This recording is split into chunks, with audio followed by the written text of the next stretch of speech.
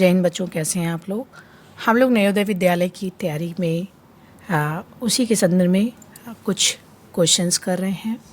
तो आज हम लोग अध्याय 2 जो अपठित अनुच्छेद हैं नवोदय विद्यालय की पुस्तक में पीछे दिए गए हैं हिंदी के अनुच्छेद, और उससे क्वेश्चन आते हैं तो उसी की प्रैक्टिस हम लोग करते हैं।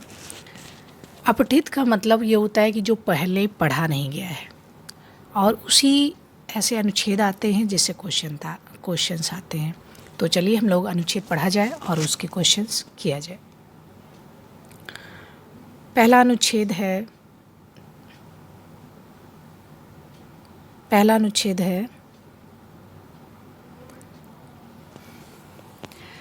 अपने बीजों, छाल और पत्तियों के औषधीय लाभों के कारण नीम के वृक्ष को गांव का औषधालय कहा जाता है।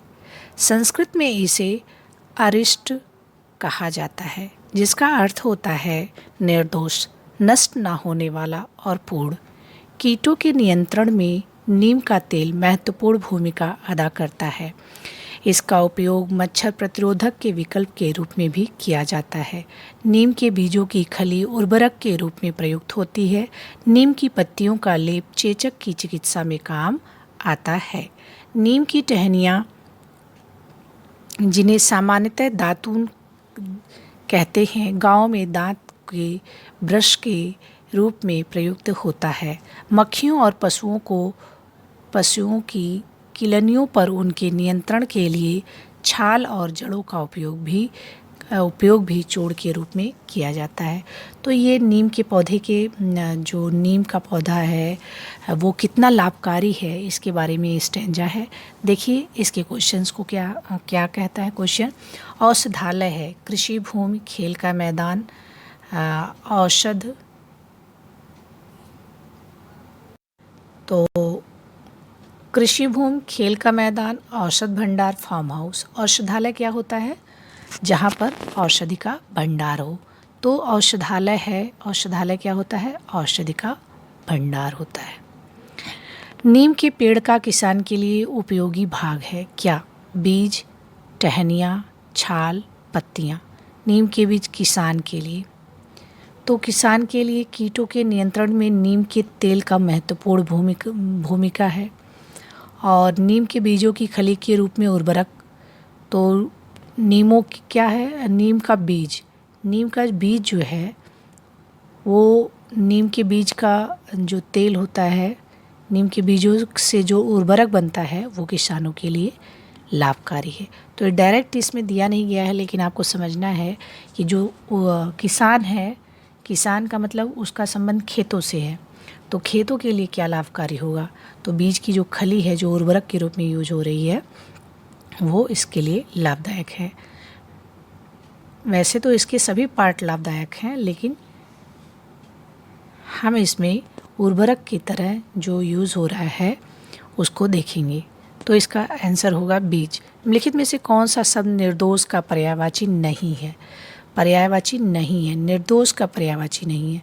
निर्दोष का मतलब होता है दोष रहित, त्रुटिहीन, कुरूप, बेजोड़। तो निर्दोष का मतलब कुरूप तो नहीं होता है, तो लास्ट ऑप्शन 4 सही है। बेजोड़ भी हो सकता है, कुरूप निर्दोष का पर्यायवाची नहीं है। तो पर्यायवाची तो त्रुटिहीन, निर्दोष त्रुटिहीन एक ही है, दोष रहित भी एक ही है, लेकिन बेजोड़ जिसका कोई जोड़ ही ना हो, कुरूप। तो इसका राइट आंसर 2 और 4 दोनों होना चाहिए, लेकिन इसमें कुरूप होगा। अगला अनुच्छेद में शब्द कीट से तात्पर्य है। कीट का क्या तात्पर्य है? कीट का मतलब इंसेक्ट होता है, जो कीड़े लगते हैं। तो फसल नष्ट करने वाले कीड़े मकोड़े, क्रुद्ध व्यक्ति, गंदा पानी, प्रदूषण। बिल्कुल साफ साफ इसका आंसर दिया गया है कि फसल नष्ट करने वाले जो कीड़े मकोड़े हैं। क्रुद्ध व्यक्ति तो कीट होगा नहीं, है ना, और ना ही गंदा पानी, ना ही प्रदूषण। तो इसका राइट आंसर है 1। गांव में नीम का उपयोग दांत के ब्रश के रूप में किया जाता है। तो हमने देखा होगा कि जो इसकी डंठल होती है उसको तोड़ लेते हैं और चबा के इसको दातुन की तरह इसको यूज़ करते हैं। तो होगा इसका टहनियों का प्रयोग दातुन के रूप में किया जाता है। तो ये था पहला अनुच्छेद। दूसरे अनुच्छेद की तरफ बढ़ते हैं। दूसरा अनुच्छेद है चबाने की गोंद च्युइंगम की खोज। च्युइंगम, हाँ, चबाने की गोंद च्युइंगम की खोज मेक्सिको के जंगलों में मायन लोगों ने 1000 वर्ष पूर्व की थी। उन्होंने पाया कि एक सैपोडिला के पेड़ से कोई तरल पदार्थ बह रहा है। वह बाहर निकल जाता आता है तो गाढ़ा हो जाता है। इसे चिकल कहते हैं। जो बाहर गाढ़ा द्रव निकल जा रहा है उसको चिकल कहते हैं। जो चबाया जा सकता था और स्वादिष्ट होता था। आज भी चिकलेरो कहे जाने वाले श्रमिक चिकल का संग्रह करते हैं। चिकल को उसका पानी हटाने के लिए उबाला जाता है। इसके बाद इसके बड़े बड़े टुकड़े प्रत्येक लगभग 30 पाउंड या 14 किलोग्राम के बनाए जाते हैं। इन टुकड़ों को गोंद की फैक्ट्री में भेजा जाता है। वहाँ इसे मीठा, नरम, सुगंधित, रंगीन बनाने के लिए अनेक चीज़ों के साथ मिलाया जाता है। मतलब जो हम च्युइंगम खाते हैं, जैसे बूमर वगैरह है, ये सब, तो जब ये इसकी खोज, जो च्युइंगम की खोज जो ख़त्म नहीं होता है, उसको चबाते रहते हैं। इसकी खोज कहाँ हुई है? मैक्सिको में हुई है। सैपोडिला के पेड़ से हुई है। और एक जो पदार्थ निकल रहा है उसको चिकल कहते हैं। तो देखते हैं इसमें प्रश्न क्या दिया गया है। प्रश्न की तरफ बढ़ते हैं। और चिकलेरो जो कहे जाने वाले जो श्रमिक होते हैं वो अभी भी इसको इकट्ठा करते हैं। फिर इकट्ठा करके उसको रबड़ वाली फैक्ट्री में भेज दिया जाता है। फिर उसमें सुगंधित चीज़ें, मीठी चीज़ें मिलाई जाती हैं जो आप लोग खाते हैं। तो पहला क्वेश्चन है कि चबाने वाली गोंद की खोज किसने की? सैपोडिला, चिकलेरो, मायन, गोंद की फैक्ट्री। देखिए, अभी सबसे पहले क्या आया था? मायन के लोगों ने खोज मैक्सिको के जंगलों में मायन लोगों ने 1000 वर्ष पूर्व की थी। और किसमें? सैपोडिला के पेड़ से की थी। सैपोडिला भी है, मायन भी है, चिकलेरो भी है, लेकिन खोज किसने की थी? मायन लोगों ने, मैक्सिको के मायन लोगों ने की थी। वे श्रमिक होते हैं जो चिकल एकत्र करते हैं। जो श्रमिक होते हैं उनको क्या कहते हैं? चिकलेरो कहते हैं। जो श्रमिक होते हैं चिकल एकत्र करते हैं वो उनको बोलते हैं चिकलेरो। मायन लोगों ने खोज की थी और सैपोडिला के पेड़ से प्राप्त किया था। चिकल के बड़े टुकड़े कहाँ भेजे जाते हैं? वही जो बाहर दूध निकलता है उस पौधे से, सैपोडिला के पौधे से, उसी को बोलते हैं चिकल। और चिकल को जो इकट्ठा करता है उसको बोलते हैं चिकलेरो। चिकल के बड़े टुकड़े कहाँ भेजे जाते हैं? तो कहाँ भेजे जाते हैं? गोंद की फैक्ट्री में, पुनर्केंद्रों में, जंगलों में, कैंडी स्टोर में नहीं, गोंद की फैक्ट्री में भेजा जाता है। फिर इसको स्वादिष्ट और रंगीन बनाया जाता है। यही आया था। देखिए यहाँ साफ साफ लिखा है कि इसको गोंद की फैक्ट्री में भेजा जाता है। चिकल में बहुत से पदार्थ निम्न सभी के लिए मिलाए जाते हैं। बहुत से पदार्थ निम्न सभी के लिए मिलाए जाते हैं सिवाय नरम बनाने के लिए मिलाया जाता है। देखिए नरम, गाढ़ा करने के लिए मिलाया जाता है, सुगंधित करने के लिए मिलाया जाता है, सुगंधित करने के लिए बनाया जाता है, मीठा बनाने के लिए मिलाया जाता है। मीठा भी सही है, नरम भी सही है, बस गाढ़ा नहीं। गाढ़ा पदार्थ तो निकलता ही है। ठीक है, तो गाढ़ा करने के अतिरिक्त बाकी सब चीज़ों के लिए इसको किया जाता है। तो option C is the correct answer. इस अनुच्छेद के लिए ऊपर उपयुक्त शीर्षक चुनिए। इसका शीर्षक क्या हो सकता है इस अनुच्छेद का? गोंद, चिकलेरो की कथा, च्युइंगम की कथा।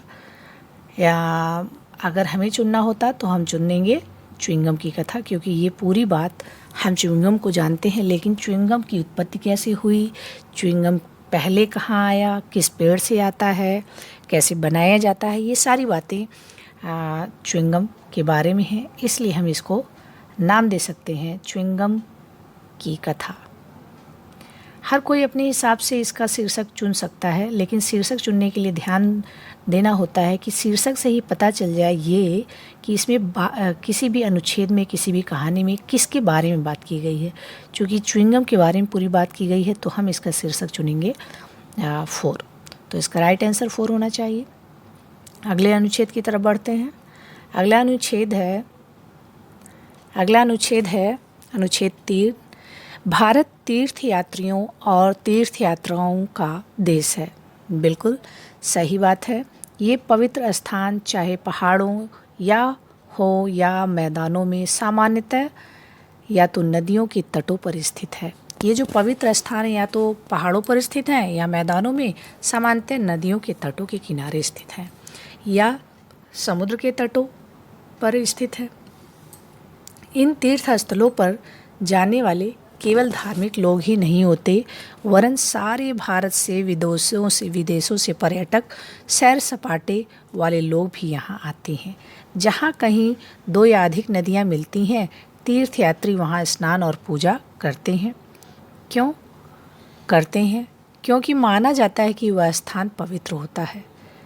ऐसा ही एक स्थान है हरिद्वार, जो गंगा नदी के तट पर स्थित है। हमने देखा कि इसमें जो बात हो रही है वो भारत तीर्थयात्रियों के बारे में, तीर्थ यात्राओं के बारे में बात हो रही है, तीर्थ स्थानों के बारे में बात हो रही है कि तीर्थ स्थान कहाँ पर हैं। लगभग इसमें बताया गया है कि मैदानों में भी हैं, पहाड़ों पर हैं, लगभग पहाड़ों पर हैं, नदियों के किनारे हैं और कुछ समुद्र के तटों पर हैं। तो धार्मिक व्यक्ति ही नहीं, कोई भी सैर सपाटे के उद्देश्य से वहाँ पर जाता है। तो देखते हैं प्रश्न क्या कहता है। पवित्र स्थानों पर जाने वाले लोग होते हैं धार्मिक, सैर सपाटा करने वाले और बच्चे, पर्यटक, व्यापारी, समुद्र यात्री। तो पवित्र स्थानों पर जाने वाले लोग धार्मिक ही नहीं होते हैं, भारत में विदेशी पर्यटक भी आते हैं। तो सिर्फ धार्मिक नहीं होते हैं, घूमने वाले लोग भी आते हैं, पर्यटक। जैसे अब गंगा नदी, हरिद्वार में सिर्फ धार्मिक लोग ही नहीं, बाकी जो बाहर से लोग आते हैं, पर्यटक आते हैं, वहाँ के आसपास जो पहाड़ है उससे प्रभावित हैं, नदियों को देखने के लिए लोग आते हैं। जैसे समुद्र के किनारे है रामेश्वरम, तो वहाँ लोग जाते हैं, कन्याकुमारी जाते हैं, और इधर गंगा नदी के किनारे बसा है वाराणसी, वहाँ पे भी सिर्फ धार्मिक लोग ही नहीं आते हैं, विदेशों से भी लोग आते हैं देखने के लिए, नदियों को देखने के लिए, मंदिरों को देखने के लिए, ऐसे विदेशी पर्यटक भी आते हैं। जरूरी नहीं कि वो धार्मिक ही हों। लेकिन में कौन सा शब्द सामान्यतया का पर्यायवाची है? सामान्यतया का मतलब होता है जनरली, आमतौर पर, सार्वजनिक रूप से, कभी कभी, परिणाम स्वरूप। तो इसका आंसर है आमतौर पर, मतलब सामान्यतः जो चीज़ें होती हैं, सार्वजनिक रूप से नहीं, सार्वजनिक रूप की बात ही नहीं हो रही, आमतौर पर। तो इसका राइट आंसर होगा आमतौर पर। उस स्थान को पवित्र माना जाता है जहाँ 2 या अधिक नदियाँ मिलती हैं। इस कथन में शब्द पवित्र का विलोम क्या है? पवित्र का ईश्वरीय, पावन, धार्मिक, धर्मनिष्ठ का विलोम है। विलोम तो धार्मिक तो उसके जैसा ही हो गया, पवित्र, धर्मनिष्ठ भी हो गया, ईश्वरीय। अपावन, अपवित्र, पावन जो नहीं है मतलब पवित्र नहीं है, वो है इसका विलोम पवित्र का। तो पवित्र का विलोम हुआ अपावन। लोग गंगा नदी में स्नान और पूजा के लिए आते हैं क्योंकि इसका जल पवित्र होता है, शीतल होता है, साफ और स्वच्छ होता है, स्वास्थ्यवर्धक होता है। पूजा के लिए जाते हैं क्योंकि इसका जो जल होता है वो पवित्र माना जाता है। कहा जाता है कि जो गंगा नदी का पानी है वो कभी भी ख़राब नहीं होता है। हम कई बार अपने घरों में भी ले आते हैं, कभी भी ख़राब नहीं होता है, पवित्र माना जाता है। और स्नान भी करते हैं, पूजा भी करते हैं, पवित्र, स्वच्छ भी रहता है। लोग, तो इसका आंसर है पवित्र, जो हमको पवित्र करता है, हमारे बुरे कर्मों को धुलता है, इस तरह से हमारे जो पाप हमने किए हैं उसको भी नष्ट करता है, ऐसा कहा जाता है। लोग तीर्थ यात्रा पर जाते हैं, क्यों जाते हैं? उत्सुक होते हैं, खोजी होते हैं, धार्मिक होते हैं। तीर्थ यात्रा पर जाने वाले लोग धार्मिक होते हैं। तो वृद्ध होते हैं ऐसा नहीं है। तीर्थ यात्रा पर वहाँ स्नान, जहाँ कहीं लोग अधिक नदियाँ मिलती हैं तीर्थ यात्रा, वहाँ स्नान और पूजा किया जाता है क्योंकि उसको पवित्र माना जाता है। तो जो तीर्थ यात्रा पर जो लोग जाने वाले हैं वो क्या हैं, धार्मिक होते हैं, वही लोग जाते हैं। नहीं तो जरूरी नहीं कि तीर्थ यात्रा पर ही जाया जाए। तीर्थ यात्रा का ही को डायरेक्ट जोड़ा जाता है धार्मिक होने से, क्योंकि अगर कोई व्यक्ति उत्सुक या खोजी है तो जरूरी नहीं कि वो तीर्थ यात्रा पर जाएगा, वो एवरेस्ट पर चला जाएगा। एवरेस्ट पर चढ़ने वालों को हम तीर्थयात्री नहीं कहते हैं, जबकि अमरनाथ यात्रा पर जाने वालों को हम धार्मिक कहते हैं। जबकि दोनों पे पहाड़ों पर जा रहे हैं, बर्फ़ में जा रहे हैं, लेकिन इनको उत्सुक और खोजी कहते हैं, एडवेंचरस कहते हैं। जबकि अमरनाथ यात्रा भी किसी एडवेंचर से कम नहीं है, लेकिन हम इसको तीर्थ यात्रा कहते हैं। इसको एडवेंचर नहीं कहते हैं कि ये लोग एडवेंचर करने जा रहे हैं, ये लोग तीर्थयात्री हैं, धार्मिक हैं। तो यही अंतर होता है। ये हमने 3 अनुच्छेद पढ़ लिया है। चौथे अनुच्छेद की तरफ आते हैं। चौथा अनुच्छेद है, अजीत का जन्मदिन था। उसके सभी मित्र और संबंधी एकत्र हुए थे। उसे कई भेंट मिली और उसमें किताबें, खिलौने और कई चीज़ें थीं और कपड़े थे। अजीत की चाची ने उसे एक आश्चर्यजनक भेंट दी। वह था गुलाब का एक पौधा। गुलाब का पौधा अजीत को चाची की भेंट सबसे अधिक पसंद आई और वह भागकर बगीचे में गया और उसे वहाँ रोप दिया। अजीत रोज ही उसे सींचता था। वह ज्यों ही सुबह उठता भागकर देखने जाता कि वह कितना बड़ा हो गया। एक दिन उसने देखा कि 2 छोटी कलियां बाहर झांक रही थी। वह कलियों को सुंदर पीला गुलाब बनते देखता रहा। वह प्रसन्न और रोमांचित था। उसने अपनी माँ की मदद से फूल तोड़े। उसने वे पहले 2 गुलाब अपनी माँ और बहन को भेंट की। अजीत ने निर्णय किया कि वह अपने बगीचे में और भी पौधे लगाएगा। तो अजीत का बर्थडे है, सब लोगों ने ढेर सारे खिलौने दिए, लेकिन एक जो तोहफ़ा है, कपड़े दिए, मिठाइयाँ दिया, किताबें दी, ये सब दिए गए, लेकिन एक जो तोहफ़ा जो उसकी चाची ने दिया था, गुलाब का पौधा, वह उसको बहुत पसंद आया और रोज़ फट से वो जाके अपने बगीचे में लगा देता है और रोज़ सींचता है और उत्सुकता के साथ उसको देखता है कि ये कितना बड़ा हुआ है। चलिए, ये स्टेंजा बहुत ही अच्छा था। कभी भी हम किसी को जब उपहार देते हैं तो ध्यान में रखना चाहिए कि वह ही एक सृजनशील उपहार हो। तो पहला क्वेश्चन है, जन्मदिन पर अजीत की सबसे अच्छी भेंट थी। रेस कार, गुलाब का पौधा, कमीज, किताब। तो इसका राइट आंसर है गुलाब का पौधा जो उसकी चाची ने दिया था। ज्यों ही अजीत जागता वह पढ़ना प्रारंभ कर देता। पौधे की ओर दौड़ता, स्नान करता, स्कूल जाता। तो ना तो वो पढ़ने जब दौड़ता, ना तो स्नान करने। वो क्या करने जाता, जब से उसको मिला था पौधा तो वो देखने जाता पौधे को कि कितना बड़ा हुआ। तो राइट आंसर बी है।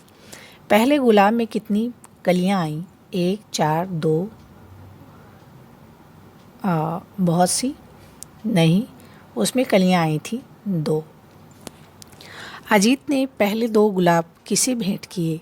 मित्रों को, चाची को, माँ और बहन को। उसने अपनी माँ और बहन को उन फूलों को भेंट किया, कलियों को। रोमांचित उन फूलों को माँ और बहन को भेंट किया। रोमांचित शब्द का अर्थ है रोमांचित हो उठना, उदास, भयभीत, उत्तेजित, चकित। रोमांचित का मतलब होता है उत्तेजित। तो राइट आंसर इसका है सेकंड, उत्तेजित। रोमांचित का मतलब उत्तेजित। तो ये था 5वां स्टैंजा। चौथा स्टैंजा, 5 और 6। अब हम लोग अगला स्टैंजा अगले दिन करेंगे। बस हमने 5 स्टैंजा कर लिया है, 4 स्टैंजा किया है। अगला स्टैंजा हम लोग कल से करेंगे। थोड़ा थोड़ा पढ़ते रहिए, हर दिन पढ़ते रहिए, मुस्कुराते रहिए। Thank you. जय हिंद। बाय बाय बच्चों।